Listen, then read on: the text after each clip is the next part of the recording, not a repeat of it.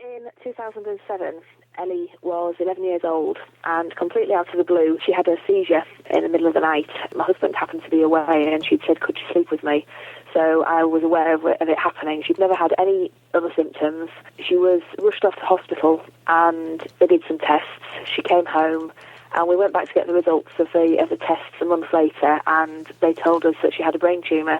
The next day, they sent us through to Leeds Hospital that day, and the next day the surgeons did a 7.5-hour operation to remove what they could of the tumour. They told us that she may have to be in hospital for up to 3 months, and that she may need to learn how to walk and talk all over again. But Ellie began what came to be a pattern of defying the doctors, and she actually came out of intensive care about 12 hours after the operation and was home within 5 days. We went back to go and get the results of the biopsies, etc., a couple of weeks later, and were absolutely gutted to be told that she wasn't going to get to grow up. We were told to do what we wanted with her sooner rather than later, because she had possibly 6 months to a year left to live. There was nothing that they could do. She had a glioblastoma, which is one of the most aggressive forms of brain tumour. As I say, she started a pattern of defying the doctors, and she actually lived for 3 years and 1 day from the day of her first symptom. She died at 14, and during that time she did some fundraising. In total, her and her friends raised about £25,000 for these charities and hospital departments that supported us. So we kind of knew after she died that the fundraising was going to continue. Almost immediately after she died, her school friends wanted to do something. So the school that she went to actually recorded a version of Somewhere Over the Rainbow, which they sold on Amazon, I believe. I think it's still there, and iTunes. And that was to raise money in Ellie's name. And we started fundraising, and we became a registered charity, Ellie's Fund Brain Tumour Trust. We registered in September 2010.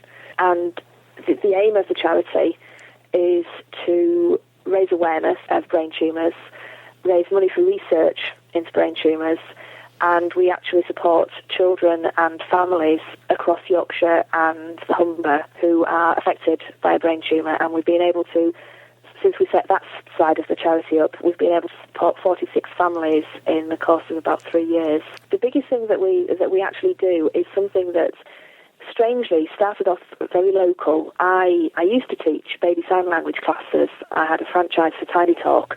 That was before Ellie was diagnosed, and I went back to it for a while whilst she was doing very, very well through some of her treatment, and I went back to it for a short while. And while I was doing that, I saw an advert that asking people to recycle empty baby white packets.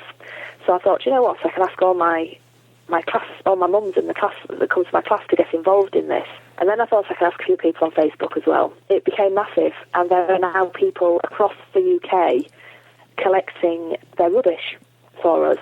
It's become much more than just empty baby white packets. We now collect and recycle sweet biscuit wrappers, baby food pouches, and Emma's Kitchen wrappers, and cleaning products. So things such as your washing up bottle tops, the squirty nozzles off the tops of household cleaners, cleaning white packets, bleach bottle tops, the tops from your laundry detergent bottles, and we can recycle all of those.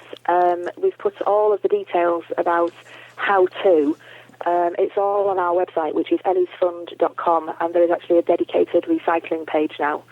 So all of the information about how to do it, because you can send it all off free post, and together we have raised in excess of £38,000. And we also have a dedicated Facebook page for the recycling now, which is Recycling for Ellie's Fund Brain Tumour Trust. I never ever anticipated. We began as a small charity here in North Yorkshire, expecting to stay within North Yorkshire, and because of recycling, all of a sudden we're a UK-wide, we're known across the UK.